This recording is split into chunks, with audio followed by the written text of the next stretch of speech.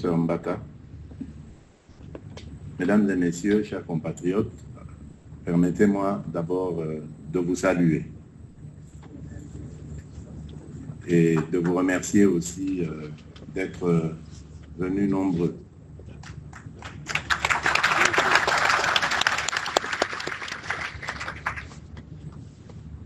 Mon adresse de ce soir va s'étaler sur tout ce que nous avons entrepris comme action jusqu'ici, parce que vous êtes en droit de le savoir, à travers vous, le peuple congolais. Mais également, je vais aussi faire un constat par rapport à ce que j'observe autour de moi, à travers mes compatriotes et à travers l'environnement même, tant national qu'international. Je vais parler avec vous, vous dire ce que j'ai sur le cœur.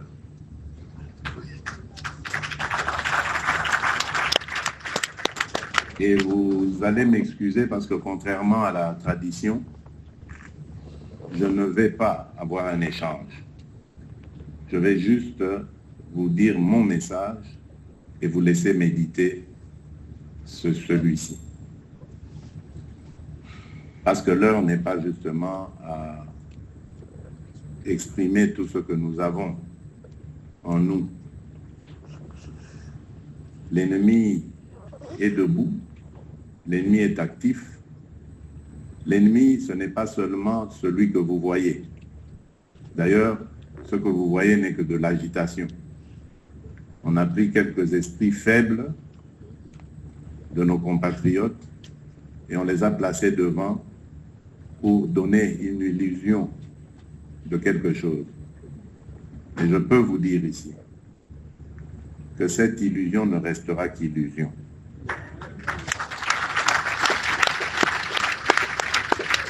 Elle ne se transformera pas en réalité. Parce que nous n'allons pas perdre ce combat. Je l'ai dit depuis le début, croyez-moi, je le maintiens. Je savais que l'ennemi était très fort. Mais nous sommes encore plus forts que lui. Seulement, je crois que, comme toujours, malheureusement, nous sommes distraits. Les Congolais, nous risquons beaucoup de choses parce que nous sommes tout simplement distraits. Distraits par nos petites querelles intestines, distraits par la manipulation, justement, de l'ennemi. Et aujourd'hui, avec les réseaux sociaux, ça va vite, ça va fort. Et distraits par nos relents tribaux qui parfois sont vraiment suicidaires. C'est pour ça, depuis que je suis à la tête de ce pays, je n'ai cessé de prêcher l'unité entre nous. Au-delà de ce que nous sommes comme ressortissants de telle ou telle tribu, province, ça n'a pas de sens. Nous appartenons à une seule et unique nation, c'est la RDC, la République démocratique du Congo. Nous devons surpasser nos égos, nos relents tribaux et nous unir. Parce que l'ennemi veut de cette division, justement. Et il joue sur cette corde sensible pour ne pas avoir en face de lui des Congolais debout, déterminés. Parce que ce n'est que ça notre force, c'est d'être déterminés. Et c'est ça qui va faire reculer et l'ennemi et ceux qui sont derrière l'ennemi. Alors, la première des choses que je voudrais vous dire ici, c'est que ce combat, nous l'avions entrepris sur plusieurs fronts, comme vous le savez. Il y a le front diplomatique, qui est le premier d'ailleurs qu'on avait mis sur pied, mis en place. Ensuite, il y a le front militaire, parce que l'attaque s'est matérialisé. Et puis il y a le front politique. Et dans le front politique, nous avons vous, les représentants du peuple, mais également le peuple qui nous donne cette souveraineté, cette légitimité que nous avons. Et je vais donc vous expliquer ce qui se passe sur ces trois fronts. Sur le premier front, évidemment, point n'est besoin de vous le dire, vous le vivez. Les victoires s'engrangent, certes, mais il y a encore beaucoup à faire. Donc ne dormons pas sur nos lauriers en nous disant « ça y est, c'est la première fois, c'est vrai, ce qu'on a vu ». Mais nous devons continuer. Parce que l'ennemi va aussi travailler à ce que cette première fois soit renversée et revienne, soit effacée et revienne à nouveau sur les mêmes standards sur lesquels il a surfé à l'époque. Donc nous devons rester vigilants et actifs sur le plan diplomatique. De ce côté-là, je ne perds pas espoir parce que nous avons au gouvernement, évidemment, une grande dame, je profite ici de lui rendre hommage, je ne sais pas si elle est dans la salle. C'est vrai qu'on m'a attribué ce succès, mais je ne suis pas seul. Et je dois le dire, je remercie la Première ministre, je remercie la ministre des Affaires étrangères, parce que c'est d'elle que je parlais, qui est montée au front. C'est vrai que c'est avec nos instructions, mais c'est une brave dame qui a pu vraiment bien manœuvrer et qui a été de tous les combats et c'est vraiment à elle aussi que doit revenir cet honneur. Je parlais de la Première ministre qui a été époustouflante à Addis Abeba. On ne le sait peut-être pas, les réunions du Conseil paix et sécurité se tiennent à huis clos, mais elle a été formidable. Et je vous dis, on est sur tous les fronts. Je pense ici à nos diplomates, nos représentants à Genève, à New York, qui ont aussi été à Addis Abeba, qui ont été très très forts, qui pendant ces moments pareils, eux sont actifs, ils font du lobbying, ils font du porte-à-porte. C'est tous ces gens à qui je rends hommage, au gouvernement aussi en général, parce que nous sentons ce soutien de nos ministres, cette solidarité gouvernementale qui permet à chacune et à chacun des membres de ce gouvernement de donner le meilleur de lui-même. Parce qu'ils ont tous été diplomates dans ce qu'ils ont fait, dans les missions qu'ils ont fait. Je pense, par exemple, au vice-ministre, je crois que ça a fuité sur les réseaux. On a vu le vice-ministre de la Défense, comment est-ce qu'il a été diplomate à sa manière à la réunion de la CEAC. Je pense à tous ces ministres et vice-ministres qui ont, chacun dans leur domaine, défendu la République. C'est à eux aussi qu'il faut rendre hommage. Les instructions ont été vraiment bien suivies. Donc ce front est en train d'engranger des résultats et donc nous ne pouvons que nous en réjouir. Et ça va continuer parce que nous sommes sur la bonne voie. Le plus dur, c'est vrai, reste à faire, mais nous avons aussi fait un grand chemin, on a parcouru un grand chemin, celui d'amener enfin la communauté internationale à comprendre que nous sommes les agressés. Et nous sommes agressés par le Rwanda, non pas pour les prétextes fallacieux qu'il a toujours évoqués, de peur de génocide, de FDLR qui serait en train d'être préparé par les Congolais pour aller de nouveau envahir le Rwanda, de discrimination des communautés rwandophones vivantes en République démocratique du Congo, des ressortissants congolais d'expression rwandophone. Donc tout ça, c'était de la manipulation destinée tout simplement à faire durer ces manœuvres qui en fait n'étaient que le pillage systématique de nos ressources. Et il y a beaucoup de choses derrière ça. malheureusement, je ne pourrais pas m'étaler sur ces histoires, mais j'ai compris que le combat va être rude, le combat va être terrible, parce que le Rwanda n'est pas seul, vous pouvez vous l'imaginer. Et ce silence pendant 30 ans qui a été gardé, ben, ce n'est pas par hasard, ce n'est pas pour rien, ce n'est pas parce que Kagame est le plus beau des hommes, non. C'est tout simplement parce qu'il y a tout un système derrière. Et là, nous sommes occupés à déboulonner ce système.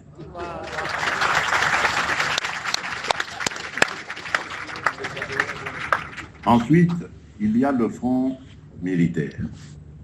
Et là, il y a beaucoup à dire. D'abord, en premier lieu, je voudrais ici vous dire que nous devons rendre un vibrant hommage à nos hommes de troupe. Je suis fier d'eux. Ça va peut-être vous étonner parce qu'ils ont perdu, parce que il y en a qui ont décroché, qui ont fui le front. Oui, c'est vrai. C'est vrai. Mais je suis fier d'eux. Je suis fier d'eux parce que ils ont payé de leur vie. S'il y en a qui ont fui, c'est vrai, c'est condamnable, ça ne se fait pas normalement. Moi, je repose surtout à ceux qui ont fui de s'en être pris à la population. Ça, c'est inacceptable. Ça, c'est impardonnable. D'ailleurs, des instructions ont déjà été données pour que ces gens-là soient sévèrement sanctionnés.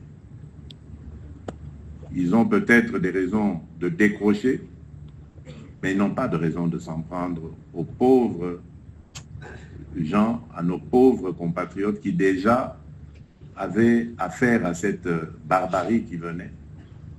Et donc, c'est des crimes que nous ne pardonnerons pas. Mais je tiens à leur rendre hommage parce qu'ils se sont vraiment battus avec le cœur et malgré tous les sabotages dont ils ont été victimes. Et c'est là peut-être l'occasion de parler du comportement du Congolais. Sachez une chose, ces agresseurs ne sont pas plus forts que nous. Pas du tout. Et même ils ont peur de nous. Et il y en a beaucoup qui sont tombés sur le champ de bataille. Mais nos forces sont trahies de l'intérieur. Tous ceux qui sont chargés de les encadrer ont pris de l'argent. Soit n'ont pas fait parvenir ce qu'ils devaient faire parvenir à nos forces pour les encadrer. Imaginez-vous que des hommes de troupes au front se retrouvent sans soutien pendant une semaine, sans ravitaillement, sans instruction même pour dire qu'est-ce qu'on fait après, et qui voient venir finalement l'adversité, l'hostilité. Ils n'ont pas d'autre choix que de se replier.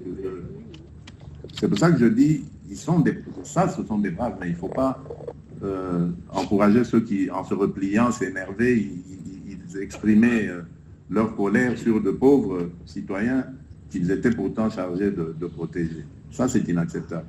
Mais les vraies responsabilités sont au sein même de l'encadrement de nos forces armées. C'est là que tout s'est joué. C'est là que tout a été boutiqué, en complicité évidemment avec des compatriotes, pour retourner nos hommes, les décourager. Et nous sommes donc en train de reconstituer tout ça. L'objectif étant désormais de monter une armée qui sera suffisamment professionnelle, mais surtout suffisamment prise en charge. Pour cela, des instructions ont déjà été données très clairement au gouvernement d'abord de doubler la prime de la solde, mais également d'accorder une prime significative, on parle de 500 $, si je ne m'abuse, à chacun de nos soldats qui sera au front. Mais ça ne s'arrêtera pas là. Il y a une refonte qui va devoir être nécessaire, refonte totale de notre armée. Malheureusement, c'était en 2022 que j'allais entamer ces réformes, et c'est au moment où l'ennemi a décidé de nous attaquer. Est-ce qu'il était au courant de cela? Je ne sais pas. Mais c'est depuis lors qu'on nous fait cette guerre. Parce qu'on ne veut pas justement que la République démocratique du Congo possède une armée qui serait alors là suffisamment dissuasive pour pouvoir maintenir l'intégrité de son sol. On a besoin toujours que notre armée soit fragile, et malheureusement c'est depuis, si vous vous souvenez, on a fait ensemble l'histoire, on a parcouru ensemble l'histoire de notre République. C'est depuis 1997, lorsque le régime du maréchal Mobutu a été renversé, que notre armée a été complètement démantelée. Souvenez-vous qu'il y a eu à la tête de notre armée un Rwandais, dont la mission a été justement de tout s'aborder. Et même nos camps, tels que les camps de Kotakoli, tout ça, ont été pillés systématiquement. Tout a été pris et envoyé au Rwanda. Donc c'est pour vous dire que la stratégie, elle était déjà bien montée et elle consistait à complètement anéantir tout système de défense de la RDC. Et c'est pour ça que vous avez vu que dans toutes ces crises qu'il y a eu, à chaque fois, on aboutissait toujours par des brassages et des mixages. Parce qu'il ne fallait pas que l'armée congolaise puisse être rebâtie de manière professionnelle. Il fallait l'infiltrer et l'affaiblir de l'intérieur. C'est pour ça que vous entendez, je reviendrai là-dessus, ma détermination à ne pas discuter avec des pantins, parce que justement, ça risque d'aboutir à ce genre de choses. Voilà, félicitations. Et je reviendrai sur ça. Et donc, le troisième front que nous avons ouvert, et pour moi, c'est celui qui marche le moins, parce que le front militaire, je l'ai dit ici, j'ai simplement évoqué les faiblesses, mais il y a des points forts. Et c'est sur ces points forts que nous sommes en train de nous appuyer pour repartir de plus belle. Mais le troisième front, c'est celui qui me déçoit, je dois vous l'avouer. Lorsque j'ai bâti cette union sacrée, je me rappelle, je vous ai dit, ne soyons pas distraits. Ne soyons pas distraits parce que ceux qui voudront mettre à genoux ce pays, ils vont passer par nous, la classe politique. Et ils vont compter sur notre distraction pour dépiécer le Congo et pouvoir mieux le dominer. Et je crois que nous sommes en train de leur servir le plat qu'ils voulaient justement pour en arriver là. Par notre quasi-silence. Quasi. Parce qu'il y a des braves. Je ne vais pas tous les citer, mais le VPM Jean-Pierre Bemba,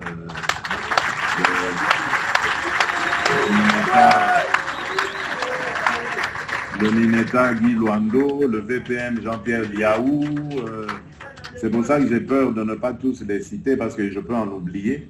Mais j'ai vu des gens monter au créneau sans avoir reçu l'instruction de quoi que ce soit. Ils ont pris l'initiative pour dire à notre peuple, levez-vous. dire à nos jeunes, enrôlez-vous dans l'armée, parce que c'est le moment de défendre notre patrie. Mais je n'en ai pas vu beaucoup, je suis désolé. Je suis désolé. C'est là la distraction. Parce que certains pensent que c'est en discutant avec l'ennemi qu'on va avoir des solutions. Mais non. L'ennemi, d'accord, il va discuter avec vous, mais à condition que vous ayez de quoi le faire fléchir. À quoi ça sert d'aller discuter avec quelqu'un qui sait que ce que je vais vous dire aujourd'hui, je peux le renier demain parce que demain je serai à tel endroit dans votre pays.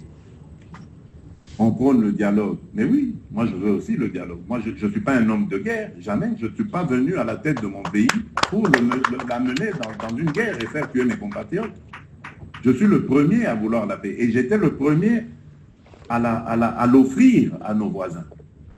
Mes premiers déplacements de chef d'État en 2019 étaient destinés à nos voisins ici, de la région, pour leur dire, écoutez, moi, je veux qu'on tire un trait sur le passé, qu'on regarde l'avenir avec beaucoup d'espoir, avec beaucoup d'enthousiasme. Travaillons sur des projets communs, de construction d'infrastructures, de joint venture dans des activités que nous aurons décidées pour faire le bonheur de nos populations.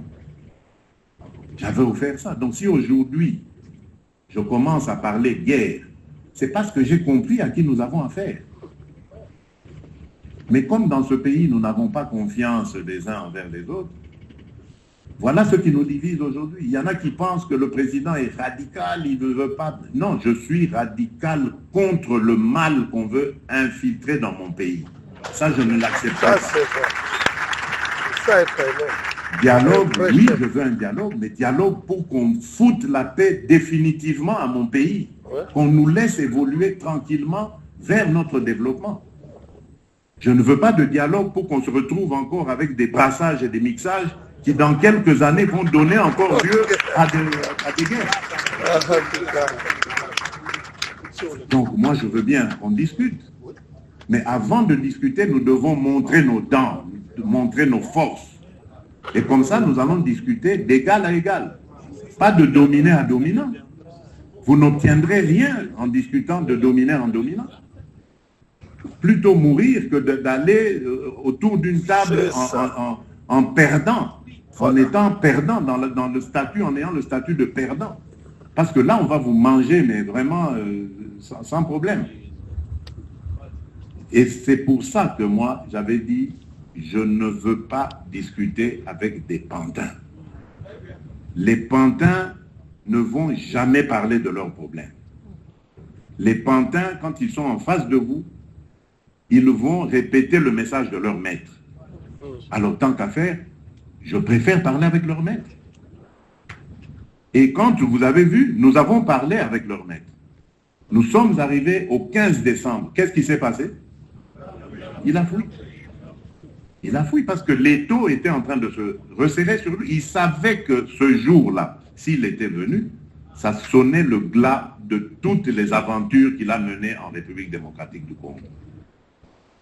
Et ayant compris cela, il a dit non, il faut fuir, commencer la guerre, une guerre rapide et brutale pour soumettre finalement ces Congolais qui sont en train de nous échapper.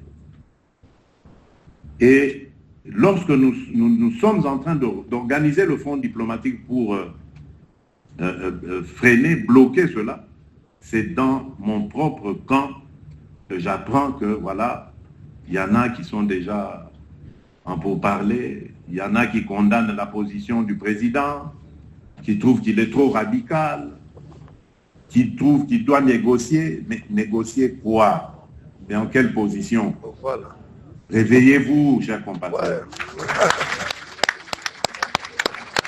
Ah, c'est ce que moi j'attendais de vous, Excellence. Et ça est énorme. Et cette communauté internationale que nous avons toujours vilipendée, aujourd'hui, elle nous prouve le contraire. Ce sont ces pays dont peut-être certaines ambassades ont été bêtement attaquées ici, de manière totalement idiote. Ce sont ces pays-là qui aujourd'hui ont pris position. Mais le Congolais, il a fait quoi? La classe politique, vous avez fait quoi? Nous avons toujours condamné, oui, mais oui, les Français, oui, les Américains, ils sont complices. Mais voilà, eux, ils ont posé leur acte, ils ont montré. Mais voilà, nous sommes toujours comme ça, nous les Congolais, nous aimons toujours être pris en charge. Les autres doivent parler pour nous, les autres doivent faire des efforts pour nous. Nous, on doit continuer à danser, manger, boire, tout, voilà. Et ça, c'est inacceptable. C'est le moment de nous lever et de dire en une seule voix à la communauté internationale, d'abord, merci pour ce qu'elle fait, elle est aux côtés de notre peuple, et leur dire que c'est nous qui allons maintenant passer devant et espérer avoir toujours leur soutien. La communauté internationale aujourd'hui, elle a compris. C'est le moment maintenant de l'encourager à continuer de nous soutenir. Et non pas le moment de vilipender des pays ici et d'attaquer leurs ambassades. Ça, la prochaine fois que ça se refait, je crois que les coupables qui seront pris seront condamnés à vie à être en prison. Parce que c'est vraiment de la trahison qu'ils font contre notre peuple. Et vous voyez que ceux-là que nous vilipendions hier, c'est aujourd'hui eux qui sont devant, en train d'affaiblir l'ennemi. Donc pensons aussi à ce que nous devons faire. Et c'est ça que je dis à vous, classe politique, surtout vous de l'Union sacrée.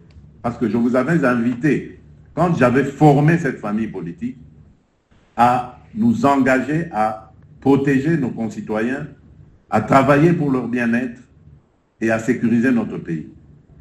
Moi, je n'avais pas fait cette union sacrée pour se partager des postes. Hein. Là, on voit beaucoup d'engouement quand il faut partager des postes. Mais quand il faut maintenant prendre ses responsabilités et défendre ce peuple qui nous a donné sa confiance, on démissionne complètement. On est dans des salons en train de réfléchir à comment discuter, négocier avec un vide, des gens qui vont simplement venir parler au nom de leurs représentants, de leurs parrains plutôt. Donc, le dialogue, je le veux sans aucun problème, mais je ne le veux pas avec n'importe qui. Je veux le dialogue avec des gens qui vont, lorsqu'on va prendre des engagements à se respecter, à rester chacun chez soi, que ce soit alors des engagements qui seront aussi respectés. Donc le dialogue, je ne le veux pas pour qu'on revienne encore dans 2 ans ici avec des guerres, avec certains compatriotes esprits faibles qu'on va aller chercher je ne sais où et qu'on mettra devant pour qu'ils commencent encore à tuer leurs propres frères. Et c'est peut-être ici l'occasion de parler de l'initiative conjointe Cinco-ECC. J'ai, comme vous, appris à travers les médias qu'il y avait ce pacte social pour la paix, initiative louable, qui était proposée par ces hommes de Dieu. Et donc, lorsqu'ils ont demandé à me rencontrer, je n'ai pas refusé. Directement, j'ai accepté. Mais 2 jours avant, j'ai vu dans les médias que Monseigneur Chollet avait parlé de venir à l'appel du président au dialogue, etc.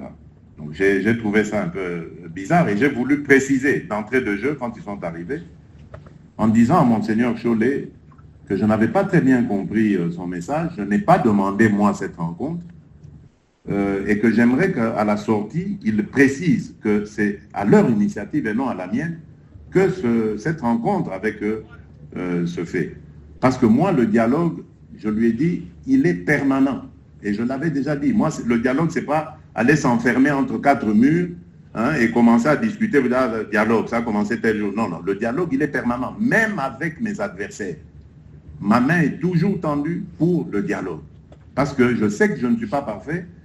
Je sais que dans ma gouvernance, il peut y avoir des problèmes que d'autres peuvent voir et que moi, je ne vois pas forcément. Et ce serait bien de parler avec tout le monde parce que nous appartenons à un même pays. Nous voulons son bonheur Donc, nous ne pouvons pas nous dire, moi, c'est moi qui ai la vérité, les autres. Non, c'est pour ça que mon dialogue, il est permanent. Alors, ils ont compris ça, il m'a expliqué que c'était une mauvaise interprétation des médias. Je dis, ok, c'est bon. Puis on a discuté, je vous épargne le contenu, mais moi j'avais posé mes questions lorsque j'ai entendu. J'ai dit, ok, votre initiative, elle est louable. Mais moi, permettez-moi de vous poser une question. La première, c'est de savoir, vous situez votre initiative où dans l'actuel processus qui est impulsé par la région. Et nous étions à quelques jours de la réunion conjointe là, qui a eu lieu à Dar es Salaam entre la SADC et la East African Community. Je dis, voilà, nous avons plusieurs initiatives. Il y a d'abord le processus de Luanda et celui de Nairobi. Aujourd'hui, ils sont certes alignés, mais restent toujours distincts et sous le chapeau maintenant d'un seul médiateur, c'est-à-dire le président João Lourenço. Nous avons, je dis dans quelques jours, nous aurons l'initiative conjointe EAC-SADC. Bon, vous êtes où là? Vous la situez où? Ils ont donné une réponse qui m'a indiqué qu'ils se posaient aussi des questions. Hein, donc ils l'ont dit, voilà, c'est pour ça qu'on vient vous voir, parce que, bon, voilà. Donc, à vous de faire aussi un effort pour comprendre où vous situez. Et puis, mon autre question, c'est de savoir, je dis, bon, vous parlez de Congolais qui doivent se mettre ensemble, discuter. Je suis d'accord, vous le savez. Moi, j'ai toujours été ouvert à toutes ces discussions avec les Congolais. Ça ne s'arrête pas. Mes compatriotes resteront mes compatriotes. C'est avec eux qu'on va bâtir ce pays. Je veux discuter avec tout le monde. Mais, est-ce que vous incluez dans vos interlocuteurs là, qui doivent parler avec moi, des gens qui seront soutenus par l'étranger? Parce que comment voulez-vous que je discute avec des gens qui représentent des intérêts étrangers? Et vous avez d'ailleurs suivi, il y en avait l'un d'eux là qui disait que le Kinyarwanda doit devenir aussi une langue nationale, pourquoi pas, etc. Donc c'est vraiment pour vous donner une indication sur ce à quoi nous avons affaire. Donc je dis, voilà, vous voyez ces bons hommes qui arrivent ici, à la tête d'intérêts étrangers et ennemis aussi, il faut dire. Parce que ce n'est pas des étrangers qui nous veulent du bien. Ces gens, vous les mettez autour de la table, voilà, ils vont discuter entre Congolais, alors qu'ils obéissent à un agenda venu d'ailleurs. Et nous allons arriver à des conclusions qui introduisent plutôt des desiderata de gens qui ne sont pas des Congolais. Alors, comment est-ce que vous espérez bâtir une paix durable avec ces gens? Parce que qu'est-ce qui va se passer? Comme d'habitude, à un moment donné, ils vont créer une scission dans cette histoire-là et récupérer ceux qui auront qui se seront retirés pour les organiser à nouveau et faire la guerre en disant « Ah oui, mais toutes nos revendications n'avaient pas été prises en compte dans votre histoire là-bas de dialogue. Nous recommençons. Cette fois-ci, nous nous appelons M31 ou M14 ou M je ne sais quoi. » Toujours des aventures pareilles. Et ça se fait au prix des vies de nos compatriotes. Je dis, moi, je ne discute pas avec ça. Si vous avez le temps à aller voir ces gens-là pour... voyez-les, amenez-nous leurs revendications. Et c'est ça, en fait, que je suis en train de dire ici. Discutons, oui, mais je maintiens ma position. Je ne discuterai pas avec des pantins. J'ai donné mon quitus pour que ceux qui... C'est depuis 2022, d'ailleurs, je ne comprends même pas pourquoi on me met dans cette... On veut foncièrement me mettre dans cette étiquette de réfractaire à toute discussion. J'avais dit au président Kenyatta en son temps, j'ai dit au président João Lourenço, déjà en 2022, vous voulez discuter avec ces gens-là, allez parler avec eux et dites-moi ce que eux pensent. Mais ne me demandez pas, ni à moi, ni à mes représentants, d'aller discuter avec eux parce que c'est chercher à nous humilier. Le Congo, le grand Congo, qui va envoyer ses représentants discuter avec un groupe de pantins qui ne représentent rien, j'insiste là-dessus. Rien d'autre que des intérêts d'un pays étranger, voisin, qui veut nous faire la guerre. Alors autant parler avec ce pays-là, oui. Et c'est ce qu'on a toujours fait. Je ne comprends pas pourquoi, dans l'agenda de la communauté internationale, de la région, ce narratif revient toujours. Donc c'est à nous maintenant de faire aussi un effort pour essayer de faire démentir cela. Mais vous devez savoir que toutes ces choses, on nous l'impose parce qu'on a trouvé une certaine faiblesse en nous. Faiblesse sur le terrain, je vous ai dit, on a perdu malheureusement Goma et Bukavu, pour le moment bien sûr, mais faiblesse aussi dans notre classe politique, parce qu'il y a des gens dans notre classe politique qui vont parler aux autres en disant oui, mais c'est le président, il est trop dur, il est trop radical, il doit accepter de discuter. Mais oui, mais discuter avec qui et pourquoi? Vous comprenez pourquoi nous sommes faibles, pourquoi des gens pensent toujours qu'il y a moyen toujours d'avoir le Congolais. Que chaque Congolais a un prix. Dès qu'on met le prix, ça y est, vous l'avez acheté, pied et poing. C'est insultant. C'est humiliant. Donc nous devons faire un effort pour d'abord être unis et montrer à l'adversaire, à l'ennemi, que lorsque le peuple congolais est uni, debout, lorsque la classe politique congolaise est unie et debout, l'ennemi ne peut, aucun plan de l'ennemi ne peut passer, ne peut être réalisé. Et voilà pourquoi je vais élargir cette initiative à d'autres Congolais qui pensent aussi ou qui veulent aussi de cette unité. Donc ne soyez pas étonnés dans les jours prochains, parce que je compte charger mon conseiller spécial de voir d'autres Congolais, acteurs politiques, de les inviter à venir dans cette coalition que je veux nationale, forte et indivisible, qui va faire front face à l'ennemi. Je venais de féliciter la communauté internationale. Mais sachez que cette communauté internationale, jusqu'ici, a pu être encouragée, certes, avec notre diplomatie, mais aussi parce que les crimes commis par l'ennemi l'ont interpellé. Mais jusqu'ici, la classe politique congolaise ne s'est pas encore, ne s'est pas encore bougée suffisamment pour le convaincre. Parce que je l'ai entendu, j'ai des interlocuteurs qui m'ont dit, mais oui, mais monsieur le président, c'est bizarre, on n'entend pas la classe politique congolaise, on dirait que vous êtes seul. Et j'avais dit, c'est faux.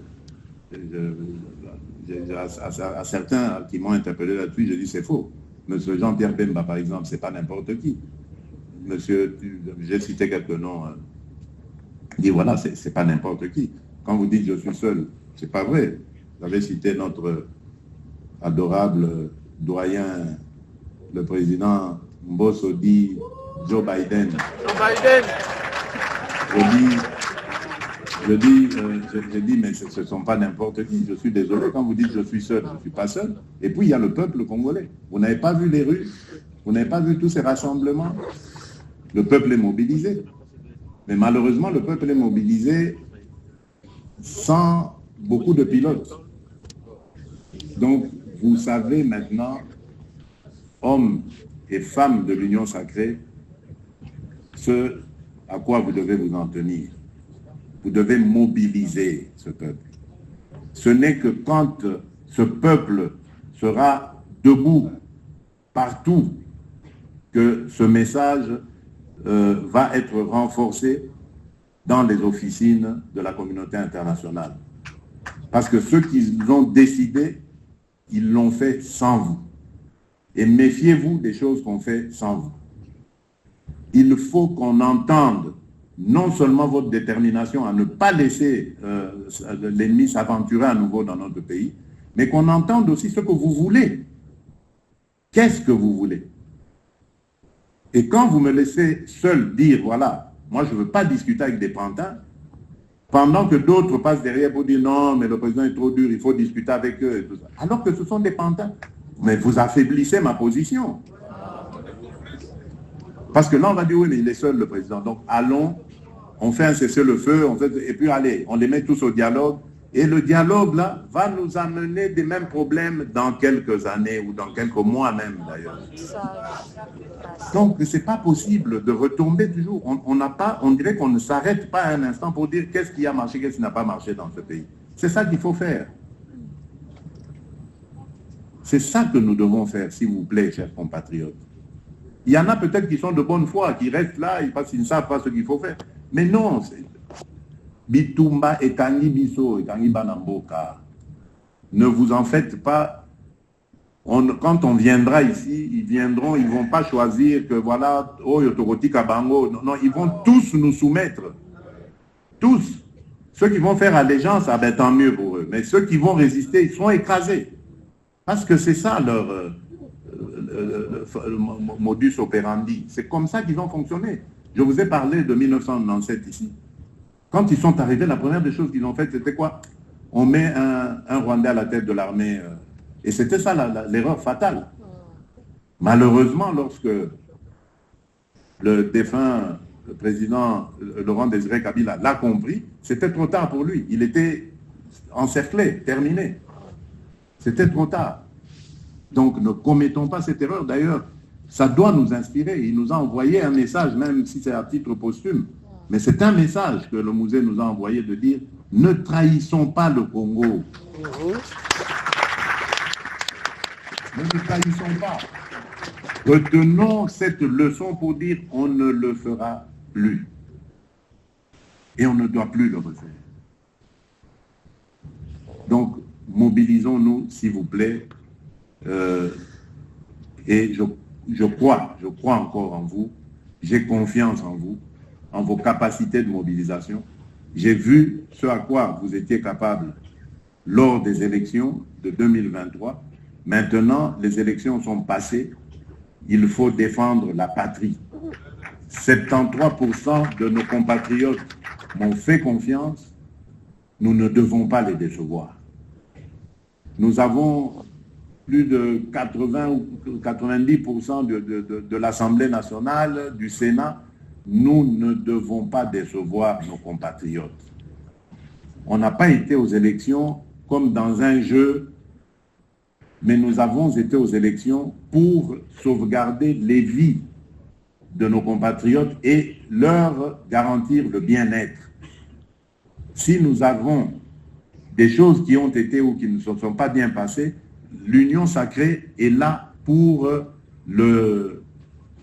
analyser et réorienter les choses. Et d'ailleurs, je profite de l'occasion pour dire que la semaine prochaine, je vais demander au secrétaire permanent de présenter maintenant la nouvelle direction de cette Union sacrée qui va devoir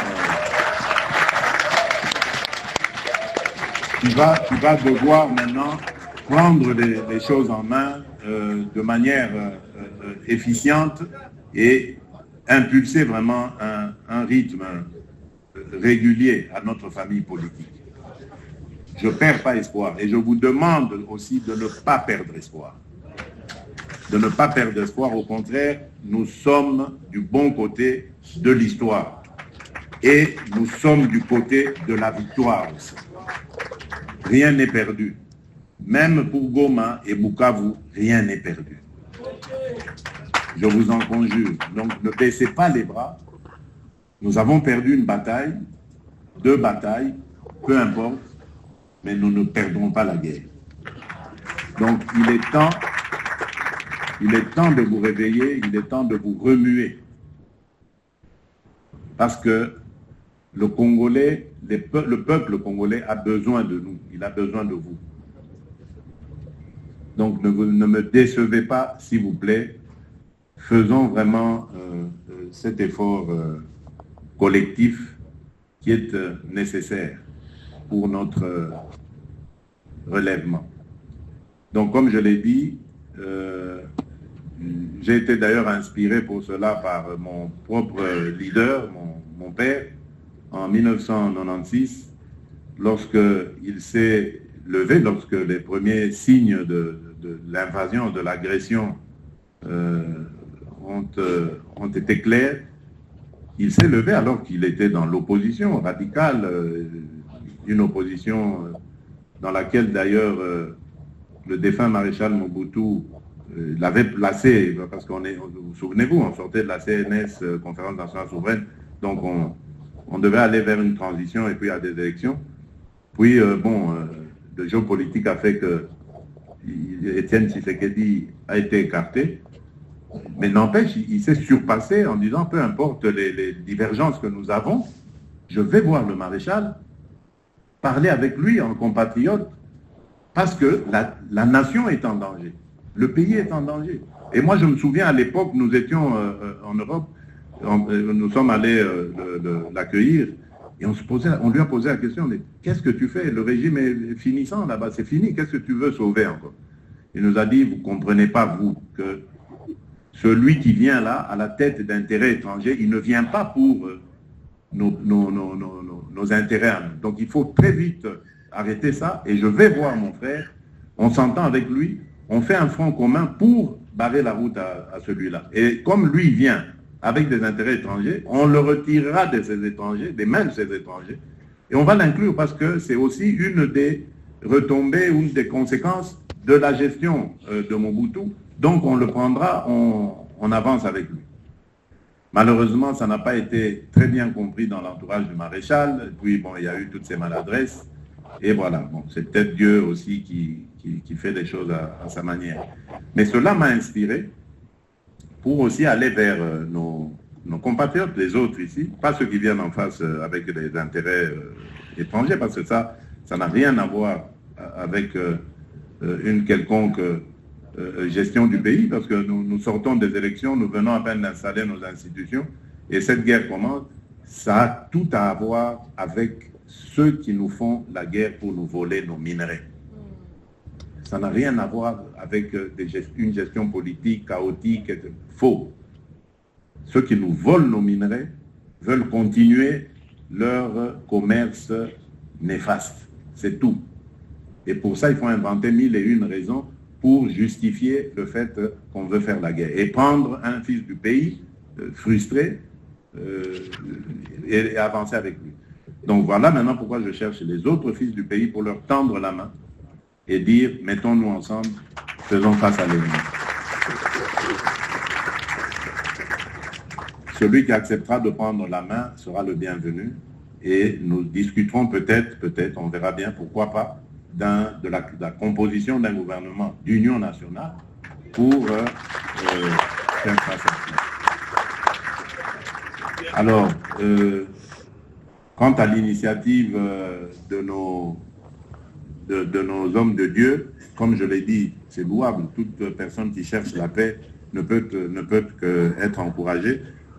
Je les recevrai parce que j'ai vu qu'ils ont aussi encore demandé une audience, donc je les recevrai. C'est sûrement pour qu'ils me fassent part de leur bilan à mi-parcours. Je les écouterai et permettez-moi de ne pas vous dire ici ce que je leur réserverai comme réponse parce que c'est à eux que j'accorde la primeur.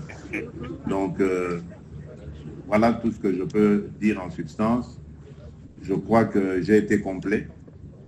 Vraiment, je m'excuse de ne pas souhaiter cet échange parce que pour le moment, je préfère garder silence sur beaucoup de choses. Le moment viendra où nous parlerons. Le moment viendra où nous dirons tout ce qui s'est passé dans ce pays. Mais sachez simplement que vous avez une sentinelle qui veille à ce que rien de mal n'arrive à mon pays, à notre pays. C'est comme ça. Nous sommes fiers de toi, chef.